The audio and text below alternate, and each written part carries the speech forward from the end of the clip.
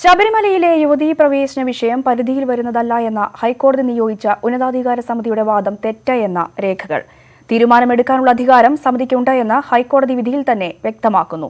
ശബരിമല ദർശനത്തിന് സുരക്ഷ തേടി 4 യുവതികൾ നൽകിയ ഹർജിയിലെ വിധിയിലും ഇക്കാര്യം കോടതി ആവർത്തിച്ചിട്ടുണ്ട്. ശബരിമലയിൽ യുവതികളെത്തുന്നത് നിരീക്ഷക സമിതിയുടെ അധികാരപരിധിയിൽ വരുന്നതല്ല എന്നായിരുന്നു സമിതി അംഗം ജസ്റ്റിസ് PR രാമൻ കഴിഞ്ഞ ദിവസം മാധ്യമങ്ങളോട് പറഞ്ഞത്. അവൻ്റെ ഓർഡറിൽ ഇടപെടില്ലെന്ന് ആദ്യ ദിവസം തന്നെ ഞാൻ പറഞ്ഞ പിന്നെ ഉപദേശം ആരും ചോദിച്ചിട്ടില്ല. എന്നാൽ സമിതിയെ നിയോഗിച്ച് നവംബർ 27-ന് ഹൈക്കോടതി ഇറക്കിയ ഉത്തരവ് ഈ വാദങ്ങളെ ഖണ്ഡിക്കുന്നു. വിധിയുടെ 33-ാം ഖണ്ഡികയിൽ പറയുന്നത് ഇങ്ങനെ: സമിതിക്ക് മേൽനോട്ട അധികാരമുണ്ട്. അതത് സമയങ്ങളിൽ ഉചിതമായ തീരുമാനമെടുക്കാനും അധികാരമുണ്ട്. പോലീസ്, ദേവസ്വം, വനംവകുപ്പ് ഉൾപ്പെടെ ശബരിമലയുമായി ബന്ധപ്പെട്ട എല്ലാവർക്കും സമിതിയുടെ നിർദ്ദേശം ബാധകമാണ്. ദർശനത്തിന് സുരക്ഷ ആവശ്യപ്പെട്ട് 4 യുവതികൾ നൽകിയ ഹർജിയിലെ ഹൈക്കോടതി വിധിയിലും സമാനമായ പരാമർശമുണ്ട്. യുവതികളുടെ ആവശ്യത്തിൽ എത്രയും വേഗം 3-അംഗ നിരീക്ഷക സമിതി നിലപാട് സ്വീകരിക്കണമെന്നായിരുന്നു നിർദ്ദേശം. ചുരുക്കത്തിൽ സ്ത്രീ പ്രവേശനം ഉൾപ്പെടെ ഏത് വിഷയത്തിലും തീരുമാനമെടുക്കാനും നിലപാട് പറയാനുമുള്ള അധികാരം ഹൈക്കോടതി നിയോഗിച്ച നിരീക്ഷക സമിതിക്കുണ്ടെന്ന് വ്യക്തം. ശ്യാം ദേവരാജ്, News 18, നിലയ്ക്കൽ. കൂടുതൽ വിവരങ്ങളുമായി ശ്യാം ദേവരാജ് ചേരുന്നു. ശ്യാം, എന്തായാലും ശബരിമല നിരീക്ഷക സമിതിയുടെ വാദം തെറ്റ് എന്നാണ് ഇപ്പോൾ തെളിഞ്ഞിരിക്കുന്നത്. യുവതീ പ്രവേശനം അടക്കം നിരീക്ഷണ സമിതിയുടെ പരിധിയിൽ വരുന്നതാണ് എന്നും വ്യക്തമാക്കുന്നു. കൂടുതൽ വിശദാംശങ്ങൾ എങ്ങനെയാണ്?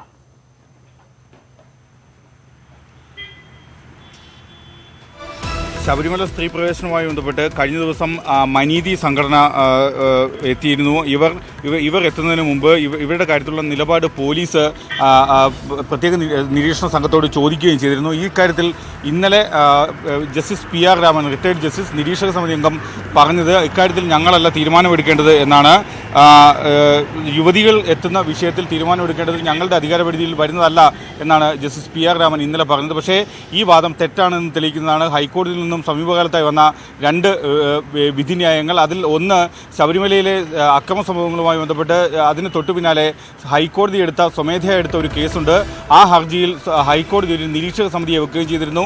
3-അംഗ നിരീക്ഷക സമിതി. അതിലൊരാളാണ് ജസ്റ്റിസ് PR രാമൻ, മറ്റേത് ജസ്റ്റിസ് സിരിജഗനും, മൂന്നാമത്തെ ആൾ ഹേമചന്ദ്രൻ IPSുമാണ്. ഫയർഫോഴ്സ് മേധാവി ഹേമചന്ദ്രനുമാണ്. ഇവർ 3 പേരും അടങ്ങുന്നതാണ് ഈ സംഘം, നിരീക്ഷക സമിതി. ഇവർക്ക് ഇത്തരം കാര്യങ്ങളിൽ തീരുമാനമെടുക്കാനുള്ള അധികാരമില്ല എന്നാണ് ഇന്നലെ ജസ്റ്റിസ് PR രാമൻ പറയുകയും ചെയ്തത്. എന്നാൽ സമിതിയെ നിയോഗിച്ചുകൊണ്ട് നവംബർ 27-ന് ഹൈക്കോടതി ഇറക്കിയ ഉത്തരവുണ്ട്. അതിൻ്റെ 33-ാം പാരഗ്രാഫിൽ 33-ാമത്തെ ഖണ്ഡികയിൽ ഹൈക്കോടതി അടിവരയിട്ട് തന്നെ ഇക്കാര്യം വ്യക്തമാക്കുന്നുണ്ട്. ഈ സമിതിക്ക് അധികാരങ്ങളുണ്ട് എന്ന കാര്യം വ്യക്തമാക്കുന്നുണ്ട്. അതിൽ പറയുന്നത് ഇങ്ങനെയാണ്: സമിതിക്ക് മേൽനോട്ട അധികാരമുണ്ട്. അതത് സമയങ്ങളിൽ തത്സമയ തീരുമാനം, അതായത് സ്പോട്ട് ഡിസിഷൻ എടുക്കാനുള്ള അധികാരവുമുണ്ട്. ആവശ്യമെങ്കിൽ ഉചിതമായ നിർദ്ദേശങ്ങളും നൽകാം. അതായത് വിവിധ വകുപ്പുകൾ, ശബരിമലയുമായി ബന്ധപ്പെട്ട് അവിടെ പ്രവർത്തിക്കുന്ന വിവിധ വകുപ്പുകൾ എന്തെങ്കിലും കാര്യങ്ങളിൽ അഭിപ്രായം ആരാഞ്ഞാൽ അക്കാര്യത്തിൽ നിലപാട് അറിയിക്കുകയും ചെയ്യാം. വാസുദേവൻ നമ്മോടൊപ്പം പ്രതികരിക്കാനുണ്ട്. ശ്രീ ഹരീഷ് വാസുദേവൻ, എന്തായാലും കഴിഞ്ഞ ദിവസം ശബരിമല സ്ത്രീ പ്രവേശന നിരീക്ഷക സമിതിയിലെ അംഗം തന്നെ പറഞ്ഞത് സ്ത്രീ പ്രവേശന വിഷയത്തിൽ നിരീക്ഷക സമിതി അംഗത്തിന് ഇടപെടാൻ കഴിയില്ല എന്ന്. എന്നാൽ ആ ഒരു വാദം തെറ്റാണ് എന്നാണ് ഇപ്പോൾ തെളിഞ്ഞിരിക്കുന്നത്. താങ്കളുടെ ഒരു പ്രതികരണം ഏത് രീതിയിലാണ്? ഏതംഗമാണ് അങ്ങനെ പറഞ്ഞത് എന്ന് ഞാൻ കേട്ടില്ല. ഏതായാലും സ്ത്രീ പ്രവേശന വിഷയമല്ല, ശബരിമലയിലെ law and order situation maintain ചെയ്യുക എന്നുള്ളത് ഈ 3-അംഗ നിരീക്ഷക സമിതിയുടെ ഉത്തരവാദിത്തത്തിൽപ്പെടുന്ന കാര്യമാണ് എന്നാണ് ആ ഉത്തരവ് വായിച്ചു നോക്കിയ ഒരാൾ എന്നുള്ള നിലയ്ക്ക് എനിക്ക് ബോധ്യമായത്. ബഹുമാനപ്പെട്ട ഹൈക്കോടതി ഡിവിഷൻ ബെഞ്ചിൽ 144 ചലഞ്ച് ചെയ്ത് പോയത് ഉൾപ്പെടെയുള്ള നിരവധി കേസുകളിൽ കോമൺ ആയിട്ടുള്ള ഒരു ഓർഡറാണ് പാസ്സാക്കിയത്. പ്രത്യേകിച്ച് സുവമോട്ടോ ബഹുമാനപ്പെട്ട ഹൈക്കോടതി തന്നെ എടുത്തൊരു കേസ് ആണ് പ്രധാനമായിട്ട് അത് ലീഡ് ചെയ്തത്. അതിൽ പറഞ്ഞിരിക്കുന്നത് ചില പ്രത്യേക നിർദ്ദേശങ്ങൾ ബഹുമാനപ്പെട്ട ഹൈക്കോടതി കൊടുക്കുകയുണ്ടായി. അതിൽ ഏറ്റവും പ്രധാനപ്പെട്ടത് എക്സസ്, അതായത് ബലപ്രയോഗം ഒരാളുടെ ഭാഗത്തുനിന്നും ഉണ്ടാകാൻ പാടില്ല. അത് സ്റ്റേറ്റിന്റെയോ പോലീസിന്റെയോ മാത്രമല്ല, ദേവസ്വം ബോർഡിന്റെയോ മറ്റേതെങ്കിലും ഭക്തരെന്ന് വിളിക്കുന്ന ആളുകളുടെയോ ആരുടെയെങ്കിലും ഭാഗത്തു നിന്ന് എക്സസ് ഉണ്ടാകാൻ പാടില്ല എന്നതാണ് അതിൽ ഏറ്റവും പ്രധാനപ്പെട്ടത്. 2, പ്രൊട്ടസ്റ്റ് എന്ന് പറയുന്ന ആവശ്യത്തിന് വേണ്ടി ശബരിമല ഉപയോഗിക്കാൻ പാടില്ല. ഈ 2 നിർദ്ദേശങ്ങൾ ഉൾപ്പെടെ നിരവധി നിർദ്ദേശങ്ങളാണ് ഇത് സംബന്ധിച്ച് കൊടുത്തത്. ഈ ഉത്തരവ് കർക്കശമായി അവിടെ നടപ്പാക്കപ്പെടുന്നുണ്ട് എന്ന് കോടതിക്ക് തന്നെ ബോധ്യപ്പെടാൻ വേണ്ടിയാണ് 3-അംഗ നിരീക്ഷക സമിതിയെ കോടതി ഇക്കാര്യത്തിൽ വെച്ചത്. ആ ഉത്തരവിൽ തന്നെ കൃത്യമായി പറയുന്നത് ഇതിന്റെ കർക്കശമായ നടപ്പാക്കൽ അവിടെ ഉറപ്പുവരുത്തേണ്ടതുണ്ട്. ഈ 3-അംഗ സമിതിക്ക് അതാത് സമയത്ത് on the spot directions can be issued എന്ന വാക്കാണ് ഉപയോഗിച്ചിരിക്കുന്നത്. അതുകൊണ്ട് അതാത് സ്ഥലങ്ങളിൽ എല്ലാ ഡിപ്പാർട്ട്മെന്റുകൾക്കും ആവശ്യമായ നിർദ്ദേശങ്ങൾ നൽകാനുള്ള അധികാരം ഈ മൂന്നംഗ സമിതിക്ക് നൽകിയിട്ടുണ്ട്. ഈ ഉത്തരവ് നഗ്നമായി, ഇതിലെ 2 ഭാഗങ്ങളെങ്കിലും നഗ്നമായി ലംഘിച്ചത് നമ്മൾ കണ്ടു. ഒന്ന്, അവിടെ പ്രൊട്ടസ്റ്റ് നടന്നു. 2, അവിടെ നിയമലംഘനങ്ങൾ, അതായത് എക്സസ്, ഈ ഭക്തർ എന്ന വേഷം കെട്ടി വന്ന ആളുകളുടെ പേരിൽ എക്സസ് ഉണ്ടായിട്ടുണ്ട്.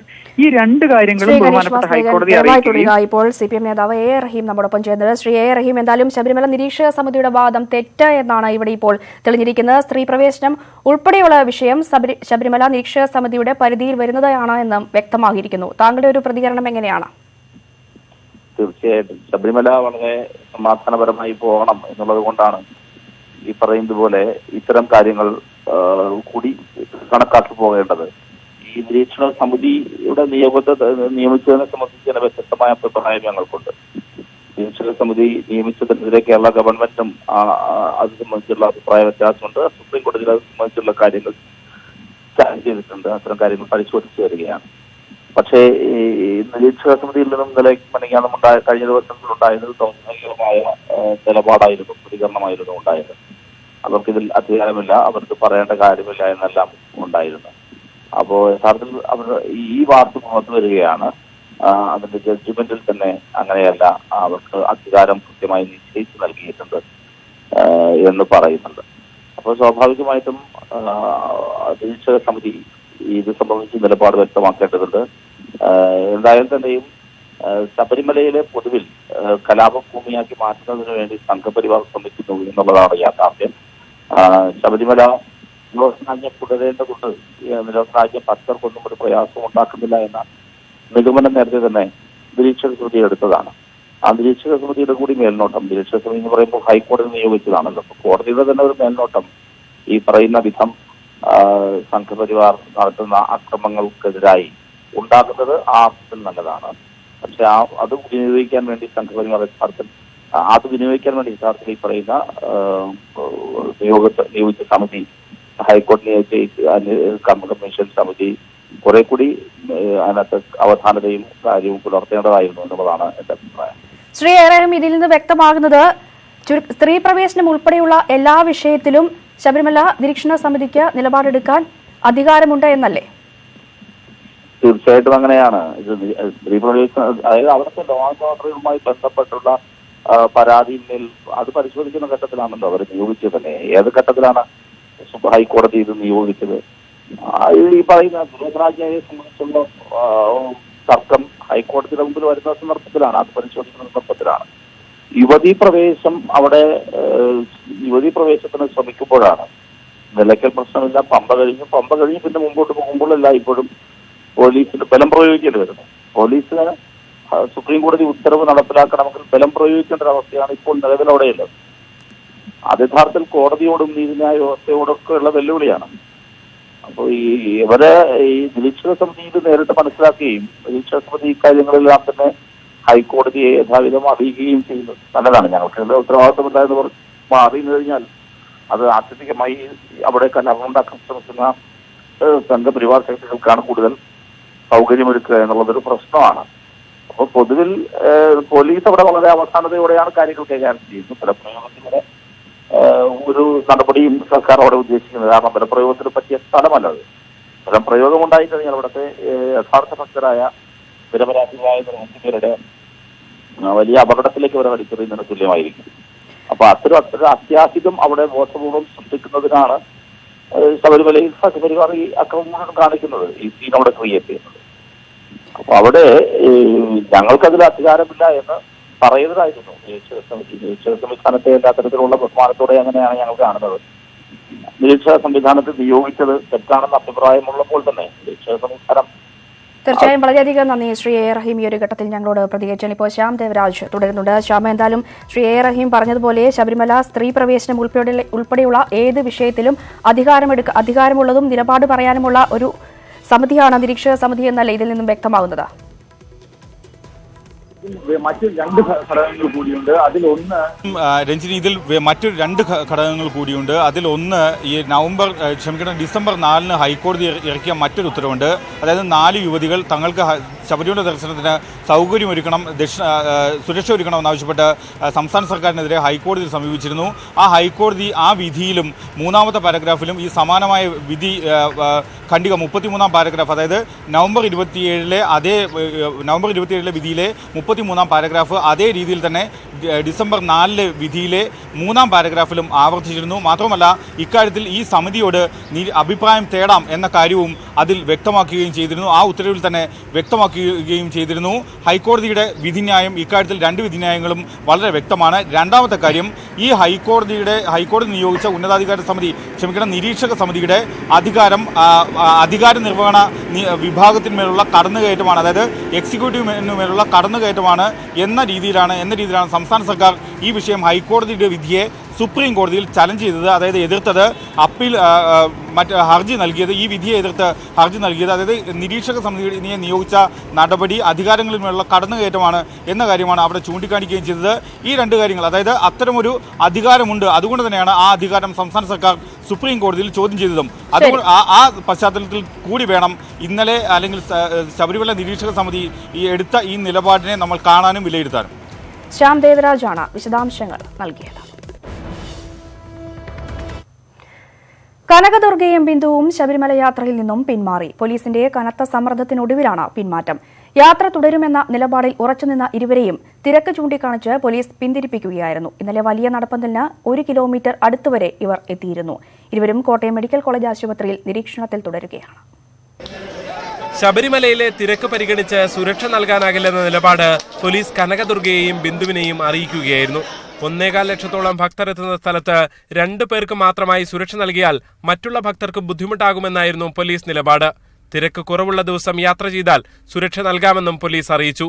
പോലീസിന്റെ നിർദ്ദേശങ്ങൾ ഇരുവരും അംഗീകരിച്ചതായി കോട്ടയം ജില്ലാ പോലീസ് മേധാവി ഹരിശങ്കർ വ്യക്തമാക്കി.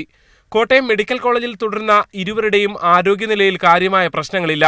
ആശുപത്രി വിട്ടാൽ ഏതെങ്കിലും സുരക്ഷിത കേന്ദ്രങ്ങളിലേക്ക് ഇരുവരും മാറും. പോലീസ് അറിയിക്കുന്ന തീയതി കൂടി പരിഗണിച്ച് വീണ്ടും സന്നിധാനത്തേക്ക് പോകാനാണ് ബിന്ദുവിന്റെയും കനകദുർഗയുടെയും പദ്ധതി.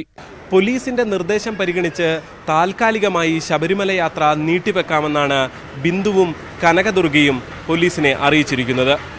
പക്ഷേ തിരക്കേറെയുള്ള മകരവിളക്ക് കാലത്ത് പോലീസ് സുരക്ഷ നൽകിയാലും ഇരുവർക്കും സന്നിധാനത്തെത്തി സുഗമമായ ദർശനം നടത്താനാകുമോ എന്നത് കാത്തിരുന്ന് തന്നെ കാണേണ്ടതാണ്. കോട്ടയം മെഡിക്കൽ കോളേജ് ആശുപത്രിയിൽ നിന്നും ക്യാമറമാൻ കണ്ണൻ പി പ്രസന്നൊപ്പം ജി ശ്രീജിത്ത്, ന്യൂസ് 18.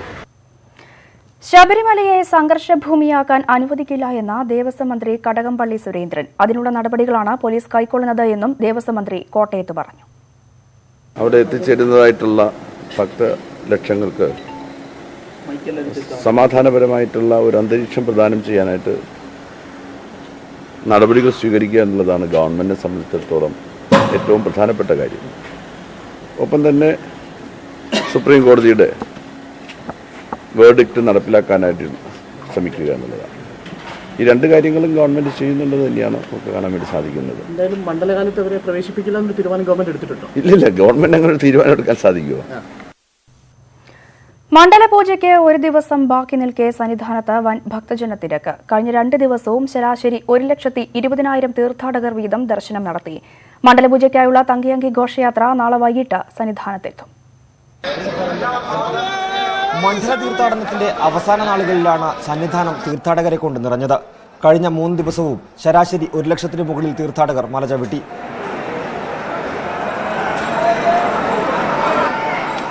ഇന്ന് നട തുറന്നതു മുതൽ വലിയ നടപ്പന്തലും കഴിഞ്ഞ് ഭക്തരുടെ നിര നീണ്ടു.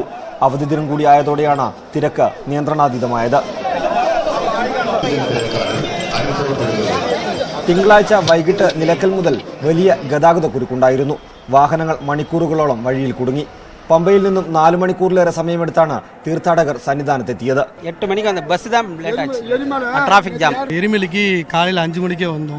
പേട്ടത്തിലിട്ട് 7:30 മണിക്ക് വെളിയിൽ വന്ന വണ്ടി டிராஃபிக்கில் நிலக்கலுக்கு 5 மணிக்கு தான் வந்தோம். തിരക്ക് വർദ്ധിച്ചതോടെ പമ്പയിലും സന്നിധാനത്തും പോലീസ് കൂടുതൽ ബാരിക്കേഡുകൾ സ്ഥാപിച്ചു. നാളെ വൈകിട്ട് തങ്കയങ്കി ഘോഷയാത്ര സന്നിധാനത്തെത്തും. ഘോഷയാത്ര സമയത്ത് ഭക്തരെ പമ്പയിൽ നിന്നും കടത്തിവിടില്ല. സന്നിധാനത്ത് മണ്ഡലപൂജയ്ക്കുള്ള ഒരുക്കങ്ങൾ അവസാന ഘട്ടത്തിലാണ്. ഭക്തരുടെ തിരക്ക് വർദ്ധിച്ചതോടെ കൂടുതൽ ക്രമീകരണങ്ങൾ ഏർപ്പെടുത്താനാണ് പോലീസ് ആലോചന. ക്യാമറാമാൻ എസ് എ നിതിനൊപ്പം പ്രദീപ് നാരായണൻ, ന്യൂസ് 18 സന്നിധാനം. മത്സരിക്കാനൊരുങ്ങി കുമ്മനം.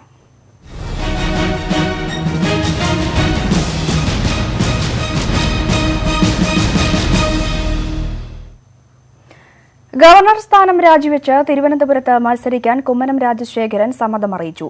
RSS നേതൃത്വത്തിന്റെ നിർദ്ദേശത്തെ തുടർന്ന് കേന്ദ്ര സർക്കാർ നടപടിക്രമങ്ങൾ തുടങ്ങി. കുമ്മനം മടങ്ങിവരാനുള്ള സാധ്യത BJP വക്താവ് MS കുമാർ ശരിവെച്ചു. സംസ്ഥാന പ്രസിഡന്റ് PS ശ്രീധരൻപിള്ള ഉൾപ്പെടെ പ്രമുഖ നേതാക്കളെല്ലാം മത്സരിക്കാനാണ് BJPയുടെ ആലോചന.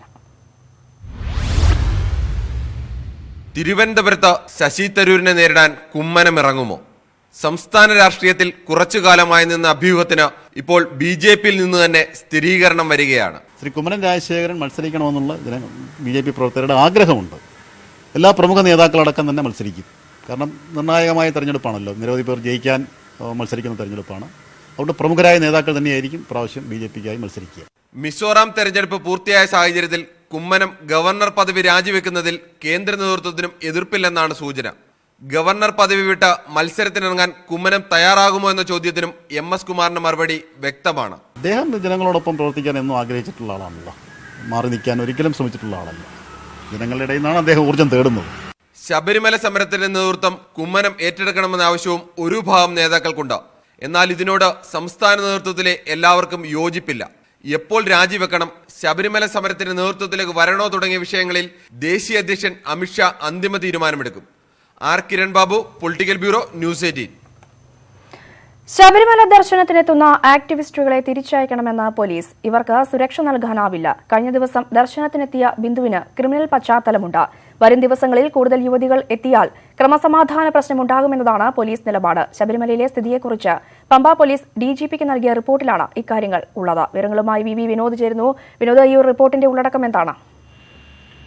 രഞ്ജിനി, നേരത്തെ തന്നെ യുവതികളുമായി പോയ പോലീസ് തിരികെ മടങ്ങിയതിൽ DGP വിശദീകരണം ചോദിച്ചിരുന്നു. ഇതിലാണ് ഇപ്പോൾ പോലീസിന്റെ വിശദീകരണം വന്നിരിക്കുന്നത്. ഇത് റിപ്പോർട്ടായി തന്നെ DGPക്ക് നൽകിയിട്ടുണ്ട്. ഇപ്പോൾ അവിടെ നടക്കുന്ന സ്ഥിതിഗതികൾ തുടർന്നാൽ ഇനി സുരക്ഷ ഒരുക്കുക എന്നത് പോലീസിനെ സംബന്ധിച്ച് വലിയ വെല്ലുവിളിയാണെന്ന് ഉദ്യോഗസ്ഥർ വ്യക്തമാക്കുന്നുണ്ട്. കാരണം മകരവിളക്ക് സമയമാകുന്നതോടെ കൂടുതൽ തിരക്ക് അനുഭവപ്പെടുന്നുണ്ട്. ഈ സാഹചര്യത്തിൽ യുവതികൾ വന്നാൽ സുരക്ഷ ഒരുക്കുക പ്രായോഗികമല്ല. അതോടൊപ്പം തന്നെ ആക്ടിവിസ്റ്റുകളാണ് വരുന്നതിൽ പലരും. അതുകൊണ്ട് അവർക്ക് ലക്ഷ്യം പ്രശസ്തിയാണ്. ഇതിന് പോലീസിന് സേവനം നൽകാൻ കഴിയില്ല, അല്ലെങ്കിൽ സുരക്ഷ ഒരുക്കാൻ കഴിയില്ല എന്ന് തന്നെയാണ് ഉദ്യോഗസ്ഥർ വ്യക്തമാക്കേണ്ടത്. പമ്പയിലെത്തും മുൻപ് തന്നെ ഈ യുവതികളെ കാര്യങ്ങൾ പറഞ്ഞ് മനസ്സിലാക്കി ഇവിടുത്തെ ഒരു സംഘർഷാവസ്ഥ ബോധ്യപ്പെടുത്തി മറ്റു കാര്യങ്ങളിലേക്ക്, അതായത് അവരെ തിരിച്ചയക്കുന്നത് ഉൾപ്പെടെയുള്ള കാര്യങ്ങളിലേക്ക് പോകണം എന്ന ഒരു നിർദ്ദേശമാണ് ഇപ്പോൾ പോലീസ് ഉദ്യോഗസ്ഥർ നൽകുന്നത്. കാരണം പോലീസിനെ സംബന്ധിച്ച് വലിയ വെല്ലുവിളിയാണ് പമ്പയിലും സന്നിധാനത്തും അവർ നേരിടുന്നത്. സുപ്രീം കോടതി ഉത്തരവ് നടപ്പാക്കുക എന്ന ഒരു ബാധ്യത ഒരു വശത്ത്, അതേസമയം വലിയ തോതിൽ ഉണ്ടാകുന്ന പ്രതിഷേധം മറ്റൊരു വശത്ത്. ഇതിനിടയിൽ പോലീസ് വലിയ പ്രതിസന്ധി നേരിടുന്നുണ്ട്. ഈ ഒരു കാര്യം തന്നെയാണ് ഇപ്പോൾ നൽകിയിട്ടുള്ള റിപ്പോർട്ടിലും വ്യക്തമാക്കിയിരിക്കുന്നത്. രഞ്ജിനി, വിശദാംശങ്ങളാണ് VV വിനോദ് നൽകിയത്.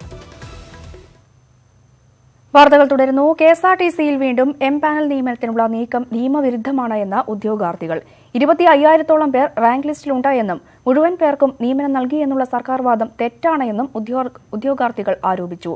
അഡ്വൈസ് മെമ്മോ നൽകിയവരെ നിയമിക്കാനാണ് കോടതി ഉത്തരവ് എന്നും ശേഷിക്കുന്ന ഒഴിവിലേക്ക് എംപാനൽ നിയമനം ആലോചിക്കുകയാണ് എന്നും മന്ത്രി AK ശശീന്ദ്രൻ പറഞ്ഞു.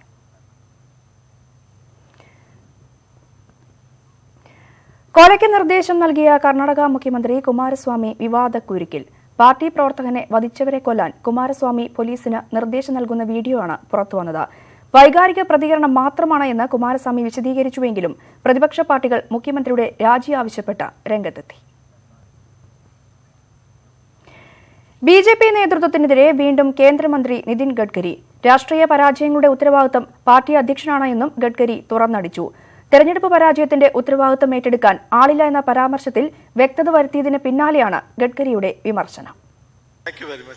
വിജയത്തിന്റെ മാത്രമല്ല പരാജയത്തിന്റെയും ഉത്തരവാദിത്തം പാർട്ടി നേതാക്കൾ ഏറ്റെടുക്കണമെന്ന് ആദ്യം 3 നിയമസഭാ തിരഞ്ഞെടുപ്പ് പരാജയത്തിന് ശേഷം മോഡിക്കും അമിത്ഷായ്ക്കുമെതിരായ ഒളിയമ്പാണിതെന്ന വ്യാഖ്യാനങ്ങൾ വന്നപ്പോൾ തന്റെ പരാമർശം ബാങ്കിംഗ് മേഖലയെ പറ്റിയെന്ന വിശദീകരണം, ഇതിനു പിന്നാലെയാണ് പാർട്ടി നേതൃത്വത്തിന് കൂടി ബാധകമെന്ന സൂചനയുള്ള നിതിൻ ഗഡ്കരിയുടെ അടുത്ത പ്രസ്താവന. താനാണ് പാർട്ടി അധ്യക്ഷനെന്ന് കരുതുക, അപ്പോൾ എംപിമാരും എംഎൽഎമാരും നല്ല രീതിയിൽ പ്രവർത്തിക്കുന്നില്ലെങ്കിൽ തനിക്കാണ് അതിന്റെ ഉത്തരവാദിത്തം. तो it is not because of his habits. I am responsible for that कि मैं उसको change नहीं कर सका. This is my failure and मुझे कोशिश करनी चाहिए कि उसको बदलना चाहिए. നല്ല പ്രാസംഗികനാണെന്നതുകൊണ്ട് തിരഞ്ഞെടുപ്പിൽ ജയിക്കില്ല. നിങ്ങൾ വിദ്വാനായിരിക്കും, പക്ഷേ ജനങ്ങൾ വോട്ട് ചെയ്യണമെന്നില്ല.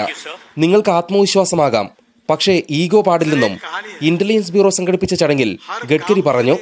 ഗഡ്കരിയുടെ ഉപദേശങ്ങൾ ആദ്യം സ്വന്തം പാർട്ടി കേൾക്കട്ടെ എന്നാണ് പ്രതിപക്ഷത്തിന്റെ പ്രതികരണം. BJP ആകട്ടെ പ്രസ്താവന വളച്ചൊടിക്കുകയാണെന്ന നിലപാടിലും. ന്യൂസ് 18 ഡൽഹി. ജാതീയമായ പ്രചാരണം നടത്തിയും BJPയെ പരാജയപ്പെടുത്തുക എന്ന പാർട്ടി ലൈനിൽ നിന്ന് വ്യതിചലിച്ചതുമാണ് നിയമസഭാ തെരഞ്ഞെടുപ്പ് തിരിച്ചടിക്ക് കാരണമെന്ന CPM കേന്ദ്ര കമ്മിറ്റി. CPM നേതൃത്വത്തിൽ സർക്കാർ രൂപീകരിക്കുമെന്ന അപ്രായോഗികമായ മുദ്രാവാക്യമാണ് തെലങ്കാനയിലും രാജസ്ഥാനിലും മുന്നോട്ട് വെച്ചത്. MLA-മാർ ഇല്ലാതിരുന്ന സംസ്ഥാനങ്ങളിൽ നിയമസഭയിൽ സാന്നിധ്യത്തിനു വേണ്ടിയാണ് മത്സരിച്ചത് എന്ന കാര്യം സംസ്ഥാന ഘടകങ്ങൾ വിസ്മരിച്ചുവെന്നാണ് വിമർശനം. തെലങ്കാന, രാജസ്ഥാൻ, മധ്യപ്രദേശ്, ഛത്തീസ്ഗഡ് തിരഞ്ഞെടുപ്പ് ഫലം പ്രാഥമികമായി വിലയിരുത്തി കേന്ദ്ര കമ്മിറ്റി അംഗീകരിച്ച റിപ്പോർട്ടിലാണ് സംസ്ഥാന ഘടകങ്ങൾക്കെതിരായ രൂക്ഷ വിമർശനം. കോൺഗ്രസ് ബന്ധത്തിൽ യെച്ചൂരിയുടെ നിലപാടിന് വിരുദ്ധ നിലപാടുള്ള രാജസ്ഥാൻ, തെലങ്കാന ഘടകങ്ങൾ BJPയെ പരാജയപ്പെടുത്തുകയെന്ന പാർട്ടി ലൈനിൽ നിന്ന് വ്യതിചലിച്ചുവെന്നാണ് വിലയിരുത്തൽ. CPM നേതൃത്വത്തിൽ സർക്കാർ രൂപീകരിക്കുകയെന്ന അപ്രായോഗികമായ പ്രഖ്യാപനമാണ് ഇരു സംസ്ഥാനങ്ങളിലും നടത്തിയത്. തെലങ്കാനയിലെ ബഹുജന ഇടതുമുന്നണി പിന്നാക്ക ജാതിക്കാരനെ മുഖ്യമന്ത്രിയാക്കുമെന്ന് പ്രഖ്യാപിച്ചതും സ്ഥാനാർത്ഥികളുടെ ജാതി ഉയർത്തിക്കാട്ടിയതും ശരിയായില്ല. ജാതിയിലൂന്നിയതോടെ കേവല ജാതി സഖ്യമായി മുന്നണി മാറി. വർഗരാഷ്ട്രീയമെന്ന പാർട്ടിയുടെ അടിസ്ഥാന സമീപനത്തിൽ നിന്നുള്ള പിന്നോട്ട് പോക്കാണിത്. രാജസ്ഥാനിൽ വോട്ട് വിഹിതത്തിൽ വർധനവുണ്ടായെങ്കിലും CPM സർക്കാർ രൂപീകരിക്കുമെന്ന് കാട്ടി വോട്ടർമാരെ സമീപിച്ചത് അനുചിതമായി. സാന്നിധ്യമില്ലാതിരുന്ന നിയമസഭകളിൽ MLA-മാരുടെ എണ്ണം വർദ്ധിപ്പിക്കുകയെന്നതാണ് പാർട്ടി ലക്ഷ്യമെന്നിരിക്കെ ഇടത് സർക്കാർ രൂപീകരിക്കുമെന്ന നിലപാട് എന്തിനു മുന്നോട്ട് വച്ചുവെന്നതാണ് കേന്ദ്ര കമ്മിറ്റിയുടെ ചോദ്യം.